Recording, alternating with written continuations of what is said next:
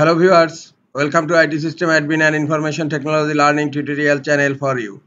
Today in this tutorial I am going to show you how to fix Microsoft Store error code 0X80D0000A. Sometimes it becomes very important for you, so don't forget to watch full video.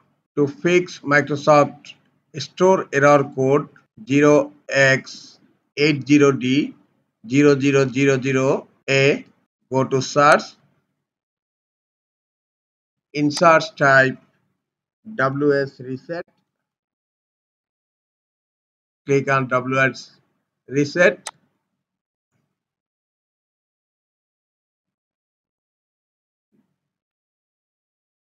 Now close Microsoft Store and you need to restart your computer to remove the Microsoft Store cache. Click on Start menu, then click on Power and click on Restart. After restarting the computer, hope your problem is solved. This is all for today. Hope this tutorial is helpful for you. Keep watching for next tutorial. Thank you very much.